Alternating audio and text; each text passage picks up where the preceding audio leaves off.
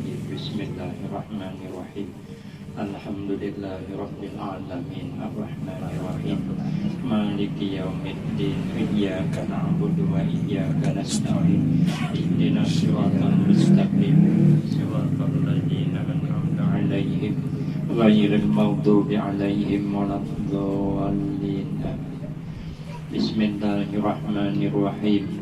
Alhamdulillahirabbil alamin wassalatu wassalamu ala asyrafil anbiya wal mursalin wa ala alihi wa ashabihi ajma'in.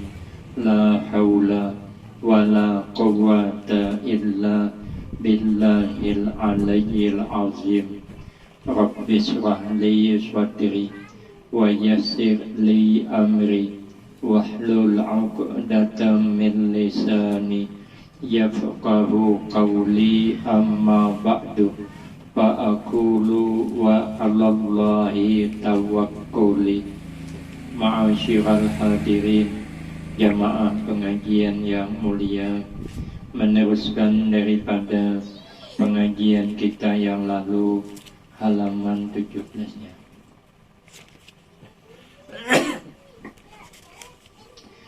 Yang ketujuh, hubbud dunia. Ini juga sifat kerusakan batin manusia.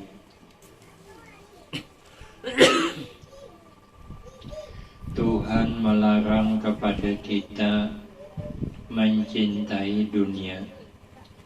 Maka yang dimaksud dengan cinta dunia ini ialah mengingini segala kesenangan dan segala kelezatan dunia yang tidak dibolehkan dalam aturan agama, seperti mencintai harta yang berlebih-lebihan.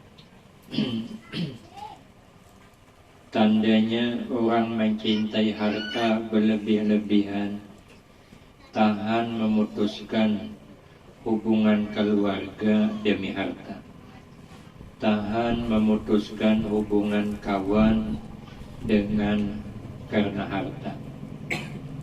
Ini namanya cinta kepada harta, lebih mencintai harta daripada sanak pemilik, lebih mencintai harta daripada persahabatan. Ini dicela. Dan mencintai kemegahan sehingga senang mendapatkan kemegahan, mendapatkan pangkat. Bolehlah kita mengejar kemegahan, pangkat, tapi jangan sampai memutuskan hubungan baik kepada orang lain. Dan kemuliaan, dia mencintai kemuliaan. Jadi orang mulia bagus, tapi jangan mencintai dimuliakan. Orang yang mencintai kemuliaan, apabila dimuliakan dia senang, apabila orang kada memuliakannya sarik. Itu namanya mencintai dengan kemuliaan. Karena kita, kalau nak kita cintai itu, disakiti orang, diabaikan orang, kita marah. Jadi kalau kemuliaan kita cintai, orang kada memuliakan, kita marah. Yang baik itu kita jangan pernah senang dimuliakan orang, jangan merasa tersinggung orang kada memuliakan. Kayak orang kada berkabun, orang kada berkabun kada pernah senang hatinya sawit mahal, kada pernah susah hatinya sawit murah. Karena memang sidin kada berkabun. Caranya berkabun, aku agak susah juga. Karena serba murah, pinang murah, sawit murah, kelapa murah, kopi mahal. Tapi ambit orang. Ada wadi panen dari jatuh kurang dari. Nah jadi serba murah. Jadi kadang merasa sedih Kalau kita kada kapur, maka kita ini hidup jangan merasa mulia. Kejar kemuliaan, tapi jangan merasa mulia. Mencintai dunia ini melengkapi kesemuanya itu. Jadi orang cinta dunia ini dengan harta iya, dengan pangkat iya juga, dimuliakan iya juga. Apabila inya ada cocok awan kita, sifatnya kita, karena inya memandang harta segala-galanya, persahabatan kurang dipentingkan. Padahal anak buah itu orang yang berjasa dengan kita, yang membantu ambat kita. Tapi kalau kita nyita harta, cinta kemuliaan, kemegahan, begitu inya kada menghargai kita sekali aja kita ampihi. Padahal kita kada menghargainya berulang kali dah. Karap kita memama itu karap. Kadang sedikit nang kada layak dimamai, mamai. Sekalinya salah sedikit ampihi. Padahal kita banyak salah waninya. Nah itu namanya senang dimuliakan. Begitu inya merasakan dihargai, ampihinya. Ya. Kemudian tetapi jika mengambilnya itu dengan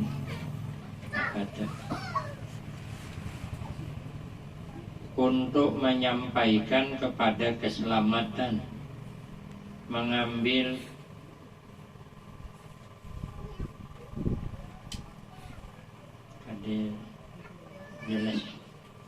ada yang tertinggal atau di sana. Jadi kalau dia mengambil itu dengan sekedar untuk menyampaikan kepada keselamatan hidup di akhirat dengan menuruti batas-batas yang telah diterangkan dalam agama, tidaklah terlarang kita mengambilnya sekedar perlunya. Kita ini banyak keperluan. Akhir zaman ini barang mahal, berarti kita banyak keperluan. Lalu hati-hatilah kita dalam berusaha menjaga kebun, hati-hati, lebih giat supaya baik, karena keperluan banyak, barang mahal, ambat kita kada begitu berbuah di haraku. Itu kada apa untuk keselamatan hidup di akhirat. Karena kalau kada berduit, kada kawa hanya pulahkan anak hendak munduk duitnya, makan kosnya benaik, kayak pakada naik beres, naik paksa naik kosnya juga, maka anak 2 bulan tuh di pundok yang biasa 500 kiriman sebulan bertambah jadi 700. Ambat awak kada pati juga apa himatnya begawi, yang biasanya jam 10 naik dah begawi, ini terpaksa jam 11:30. Lebih sawat lagi tengah hari-hari, mandi-mandi, sawat sembahyang zuhur berjamaah, imbah makan istirahat, jam 2 turun pulang sidin. Paksa asar kada berjamaah, nelipon bini, hadengnya aku sembahyang. Hadengnya tanggung gawian, karena anak isok minta kirimi, ini kada selesai belum gawian, kayak apa mengirimi duitnya belum dapat. Nah hadengi paksa bulik jam 5:15 nyar sembahyangan lagi bini. Itu kada apa-apa, kada termasuk mencintai dunia karena kita butuh, karena kita punya tanggungan. Non kada ada tanggungan lagi seadanya Pak, ya seadanya. Tapi kalau ada tanggungan, itu namanya untuk mendapatkan keselamatan hidup di akhirat, supaya anak ini punya ilmu. Tapi tetap menuruti batasan-batasan. Jangan pulang turun jam 2, jam 6 ya naik. Asal kan sembahyang, Malaysia. Tidaklah terlarang mengambil sekedar perlunya, kada dilarang. Malahan diperintahkan kepada kita untuk mengambil kesempatan di dalam dunia ini, memperbanyak amal kebaikan yang akan dibawa ke alam akhirat nanti. Karena sabda Nabi kita Ad-dunya mazra'atul akhirah. Dunia itu adalah kebun-kebunan untuk akhirat. Maka apa yang kita tanam, itulah yang kita petik. Apabila baik yang kita tanam, baik yang kita petik. In khairan fa khairun. Jika baik yang kita tanam, maka balasannya baik. In syarran fa syarrun. Jika jahat yang kita tanam, maka jahat pula balasan yang akan kita petik. Karena dunia tempat bercocok tanam, maka tanamlah amal ibadah sebanyak-banyaknya dan beramal yang ikhlas. Ini yang berat nih, beramal ikhlas ini yang berat. Kalau ada ujian, bisalah kita mengaku ikhlas. Tapi begitu dapat ujian, nah sangguplah masih, sanggup dah masih ikhlas. Mau ada ujian ya, kok ikhlas saja. Jadi kaum masjid ikhlas saja kok. Tapi begitu ada ujian, nah sangguplah masih ikhlas.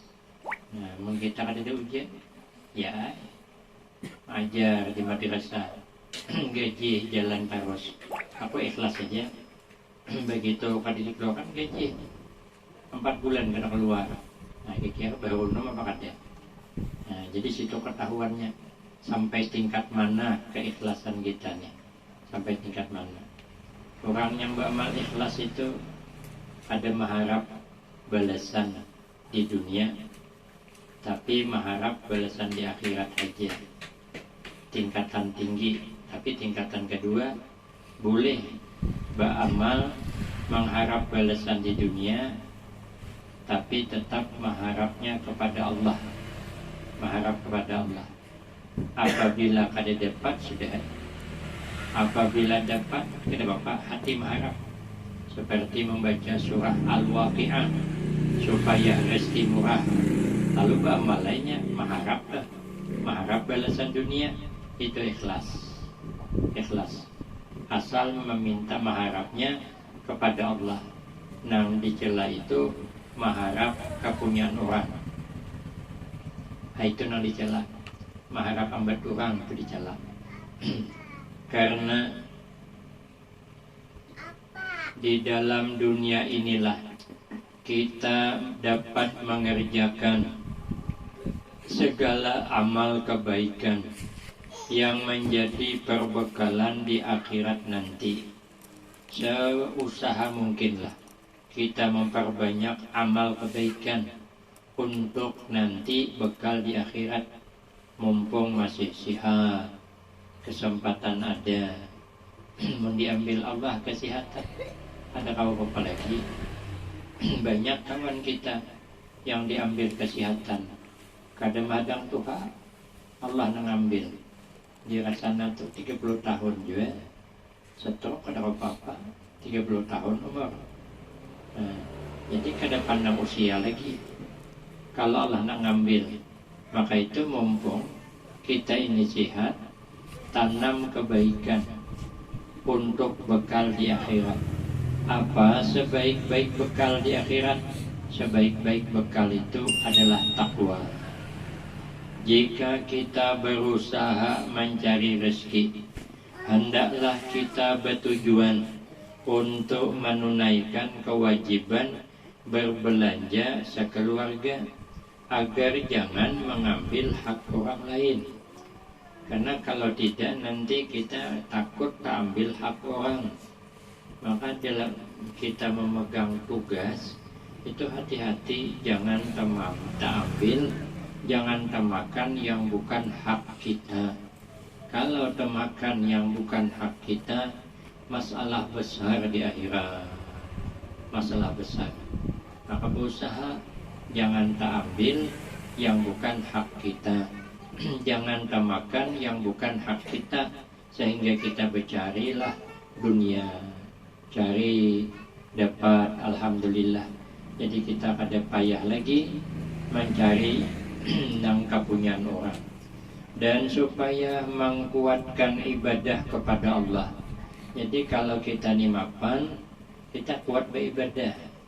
Guru kami bilang, Jisidin kemendak bola madrasah, bola pesantren, anak majar baik, cari usaha dulu, cari usaha, bekabun kah, sudah mapan, nah baru majar.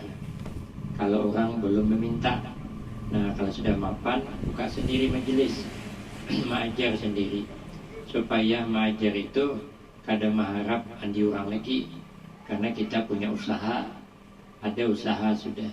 Oke, kami begitu buat usaha batik Sidin, baru buka pesantren. Abang Sidin mengarang kitab, Bayi Suki itu nggak kitab, mencetak kitab. Kalau ading Sidin kayak Imran Masyad itu, Sidin berusaha punya batik. Nah, jadi rumah Abah Sidin itu dijadikan pondok. Nah, pertama sekali masuk situ, nang dari tungkalnya ya Ustadz Hasan Azhari, nyusul Ustadz Abu Ahmad, nyusul pengasuh Ustadz Abdul Hakim, baru nyusul kami. Yang kami nyusul, jangan salah, 16 orang berangkat ke sana. Nah, jadi asalnya kada sikit bangun surang. Jadi ada anak kemenakan Sidin Nasuki yang membangunkan. Jadi kada payah lagi minta sumbangan. Kenapa? Karena ada yang berduit. Nah, tujuannya untuk itu bagus banget. Kenapa kita nih berhemat mencari hasilnya untuk keperluan agama, entah itu masjid, entah itu madrasah, entah itu pesantren, itu namanya untuk menguatkan ibadah. Jadi setiap kita buka usaha dapat nilai pahala, karena tujuannya tadi untuk ibadah kepada Allah. Demikianlah hendaknya kita tujukan dalam berusaha di dunia ini, semuanya itu untuk bertakwa kepada Allah. Tidak ada untuk bermegah-megah, tidak ada untuk berbangga-bangga. Itu dilarang hukum dunia tadi. Yang kedelapan sifat yang dilarang adalah sifat yang dilarang takabur. Takabur itu artinya kibir. Dia adalah sebesar-besar penyakit batin. Penyakit batin yang besar itu adalah penyakit sombong dan amat berbahaya. Iblis laknatullah itu kenapa maka dilaknat? Karena sedikit salahnya merasa besar aja Pak, merasa selamat, merasa hebat. Sebelum disuruh sujud kepada Nabi Adam tuh, sebelumnya sudah ada merasa hebat. Nya jadi guru para malaikat, namanya Azazil. Malaikat Israel melihat ada amal hamba Allah yang bersinar sampai ke aras, tapi akan dilaknat. Takutkan rombongan malaikat, kalau kebubuhan kami ini uji malaikat yang dilaknat, karena amal malaikat itu bersinar. Datang ke gurunya, namanya Azazil, ialah iblis tadi, sebelum dilaknat minta doakan. Maka Azazil berdoa untuk para malaikat muridnya, tapi dia tidak berdoa untuk dirinya, karena dia sudah merasa besar, begana di surga, guru malaikat. Kita berdiam di barat atom, apa yang ini harus membesar-besarkan kampung itu. Ini surga itu mana ada di dunia ini tandingannya. Di Jakarta aja kita begana sudah agak lain dah. Cakapnya tuh ada api, pakai api-api. Padahal asalnya asli orang Pembengis. Soalnya ke Jakarta sebulan juga enggak walau hari itu bang kada hanya setumat. Ya, aku aja semenjak di Jakarta nih tidak bisa lagi bahasa Pembengis, tidak bisa lagi. Juga apa sebabnya Cik? Akibat pergaulan. Juga masih haid. Ya, pada tingkat juga. Nah, jadi kita ini hanya begana di kota sudah agak lain sedikit. Mendak biasa di kampung begana di kota buliknya berubah sebagian. Nah, bayangkan di surga, kayak apa hebatnya di surga tuh. Jadi kan merasa hebat, merasa selamat, kada berdoa untuk dirinya. Maka ayah tuh kalau menasihati kita, masih sidin bahasanya kita. Dia mau anak-anak sekarang ini kurang peduli dengan pelajarannya, dengan Al-Quran. Nah, apa kata ayah? Mungkin kesalahan kita sebagai orang tuanya. Pada anak sini nggak ada, bisa-bisa baca Quran, tapi ini biasanya mungkin kesalahan kita sebagai orang tua. Jadi kita mau meninggal sih. Nah, kalau kadang-kadang kan sebelum bercakap, itulah kesalahan kalian sebagai orang tua. Berarti kan yang ada, walaupun bujur kada, tapi lebih halus bahasanya, mungkin itu kesalahan kita. Kalau dihitung-hitung kita nih banyak lalainya. 24 jam dikasih Allah waktu hidup, kamu dihitung paling 4 jam ingat Allah. Nang lain tuh entah kemana-mana. Mungkin kadang-kadang kita nih, kita itu biasanya kadang mau. Itu pun kadang-kadang sempian kan mau. Masih kita. Nah, jadi kadang merasa lebih hebat. Karena kalau merasa lebih hebat, berbahaya. Iblis tuh hebat, tapi karena merasa hebat, keluar dari surga. Apalagi kita nggak hebat nih, merasa hebat, belum di surga berdiam, masih jalan bahari, itu kan nyiwa masih merasa hebat, bisa acok, ada jadi ke surga, intang si tupang diamnya. Jadi sombong ini berbahaya, berbahaya. Biasanya orang sombong itu ada modal, entah rupanya kabungas. Saya suapang hendak melamarkan orang. Hati-hati Ustaz aja. Kemarin pernah kami melamarkan, suruhnya bicara amin ya. Orang zaman melamar itu bicara amin, wah, membungas orangnya. Tapi kita boleh orang mendengar. Lewat bungas itu sih, ininya ada pangkawan kok, walaupun bungas dia. Nah apa aja, coba ulang sekali lagi. Aduh ini mau ulang lagi. Tak kayak mau ulang, mau kipai mangkok. Ya, dasar bungas orang memang. Nah itu kan, namun kita mau kada bungas, kada mau aja bersurangin tak. Karena inyagin juga sama, pada kada bungas begitu. Jadi ada modal. Kadang-kadang hartanya banyak, itu bisa sombong. Tapi kada semua orang berharta sombong. Ada bagian sedikit kada tak. Ya memangnya berapa sen lah bisa kaitannya. Tapi kita ada duit ini kita bercakap. Nah, berapa mana ganti? Berapa minta ganti bilang. Nah, nih duit nak cek ambil, awak cek napa surat nikah. Nak bawa dia julong surat nikah. Kalau tak ganti berapa? Nih ambil surat nikah nih 2 hari ambil orang. Tapi kalau cek ATM isinya 100 ambil orang. Nah kan gampang tuh. Agak wangi berurusan karena duit banyak, anak buah banyak belakang. Tapi yang duit dia anak buah dia biar kucing nggak jual pembatan pelalu. Jadi sombong itu jauh. Jadi dalam kitab sombong itu ada modal. Nah, taunya banyak pengalaman bisa agak sombong. Nggak ada soal pengalaman mana sombong. Ada soal naik pesawat, nah, bisa ya baik kami berhaji. Nah, dia pramugari pasang sabuk pak. Ya, aku biasa katanya naik pesawat dan butuh sabuk kan. Gayanya. Tiba-tiba hanya ini salah nampak ini pas berlaku. Jadi entah macam mana cuaca kurang baik. Diumumkan berjalan kurang baik. Pasang sabuk. Sekali kekerukut masa. Yang kekerukut kan masuk. Sabuknya kada memasuk. Tidak bisa diberikannya. Katanya biasa naik pesawat pak, akan naik ke bunyi lagi. Itulah sombong. Walaupun kita biasa naik pesawat, janganlah bercakap begitu. Karena bercakap begitu, aku pribadi, imbang apa diingat lagi masang. Padahal mungkin asli lah, ini tuh karena naik pesawat. Cuman biasanya sombong. Biasa naik pesawat bisa diurus, bisa kemasang seorang begitu. Sekalinya kekerukut, kada mau masuk. Yang lain apa menyucok dong, mau ada tahu. Kalau Suhaimi lain, Suhaiminya sengaja macam mana mbak masukkan ya. tidak masuk akal ini pasang siapa ini? Ya aku memberi kong. Aku pasang seorang lain. Ini nanya masang kan baik ya. Apa nih? Kamu mungkin itu masalahkan.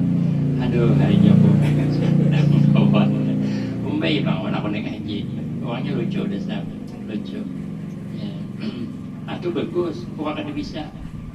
Ini beberapa bisa, kalau kuat kita memasuk paksa kamu beri juga ini masyarakat. Jadi kita boleh kita disumbong bisa dapat teguran. Firman Allah Ta'ala, qila dukhulu abwaba jahannam khalidina fiha fabi'sa maswal mutakabbirin. Artinya masuklah kamu akan pintu-pintu neraka jahanam seraya kekal di dalamnya. Maka itulah sejahat-jahat tempat orang yang sombong. Jadi sejahat-jahat tempat orang yang sombong itu ada di dalam neraka. Kalau dalam kitab lain itu kata Nabi, nanti orang sombong itu dikecilkan Allah badannya seperti semut, nanti diinjak-injak orang. Maka itu kita ini jangan mempunyai ilmu mentang, jangan mentang. Mentang ada kesempatan, mentang banyak berduit, mentang dikenal orang, mentang disegani orang, mentang ya mentang-mentang lah begitu. Jangan karena mentang-mentang lalu kita sombong, nanti di akhirat dihaluskan Allah badan kita bagaikan semut, hina tuh hina. Yang dikhawatirkan lagi masuk neraka kekal, waliyadzubillah. Berarti sombong itu bisa mengarah kepada mati tidak membawa iman. Nah, iblis itu karena sombong keluar daripada iman. Maka itu kita jangan sombong. Maka itu katanya orang sombong bisa murtad. Kalanya sombong banget bisa murtad. Contohlah orang tua-tuanya menasihati sudah bertaguran haji kawan tetangga kali baik bersubarangan rumah ke bertaguran. Mumpung hari raya nih, tapi nya sombong, jagau pak, duit banyak juga, suki. Nah orang tuh susah sebarang dah. Jawab dia, aku terus serang lah katanya, sambok langit bumi, ada bakal minta maaf aku. Aku jangankan katanya minta maaf, aku mengulih rumahnya kada sudi. Cakainya kiblat tuh hadapnya pas arah ke rumahnya, aku tahan membelakang jihidin. Nah, itu murtad kan? Murtad. Makanya orang murtad itu banyak sebab marah. Sebab marah yang ada modal. Marah ada modal, itu berbahaya. Ya, berbahaya. Nanti didoronglah oleh iblis lewat sombong nih. Karena iblis pengalaman dah. Orang sombong ni bahayanya hebat, makanya iblis ketujuh banget. Bila ada orang sombong tu ketujuh banget. Nah, ini sama dia aku isidin nih. Sama dia kok. Makanya didorongnya banget. Jangan bermendak sombong tu. Gunakan kesempatan mentang tadi. Nah, jadi bahaya sifat sombong nih.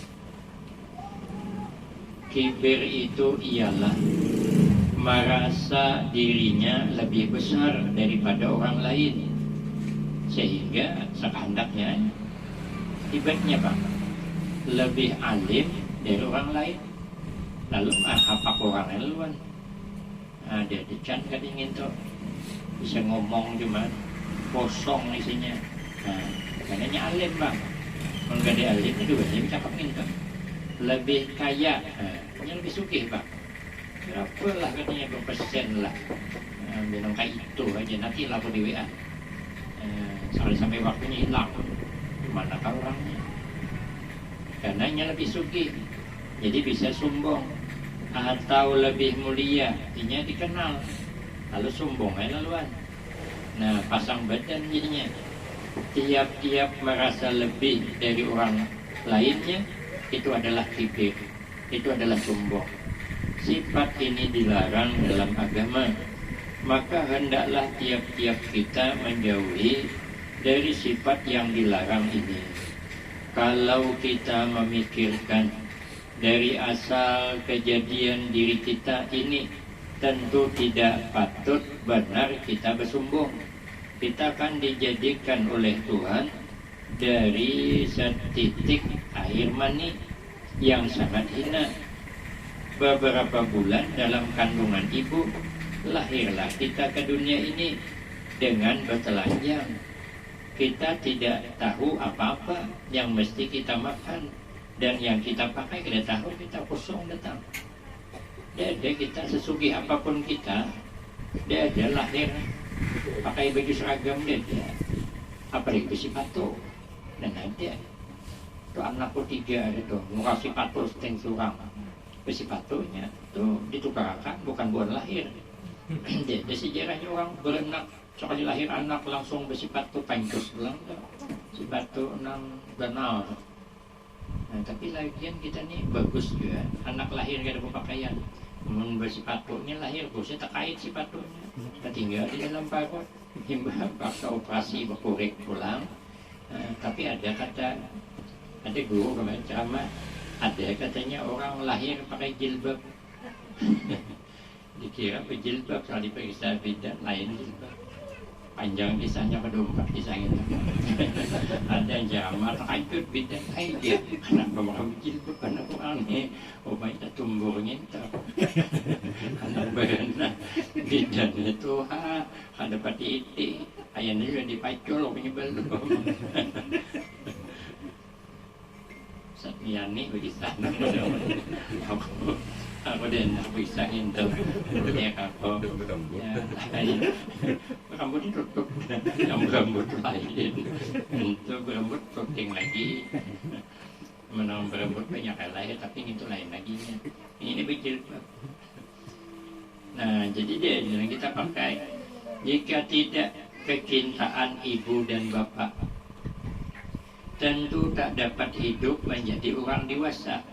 Karena orang tua sayang, diheragu banget kita tahu. Dari 6 betis 2 jari diheragu. Itu adalah semata-mata rahmat kasih sayang Tuhan kepada kita sekalian, sehingga abah mama kita sayang lawan kita. Oleh yang demikian hilangkan sifat kibir itu di dalam hati kita, kada boleh sombong. Kemudian bagaimana cara menghilangkan sifat sombong yang dicela? Wallahu a'lam bissawab. Bismillahirrahmanirrahim. Alhamdulillahirabbil alamin. Wassalatu wassalamu ala asyrafil anbiya wal mursalin wa ala alihi wa ashabihi ajma'in. Allahumma lakal hamdu wa ilaikal mustaka wa antal musta'an wa la hawla wa la quwwata illa billahil aliyyil azim. Allahumma ighfir lana dzunubana wali walidina wali masyayikhina wali jami'il mu'minina wal mu'minat wal muslimina wal muslimat al ahya'i minhum wal amwat. Allahumma ij'alna wa auladana wa talamizana min ahlil ilmi wa ahlil taqwa wa ahlil khair wa ahlil quran wa la taj'alna wa ijahum min ahlil jahli wa ahlil dhair. Allah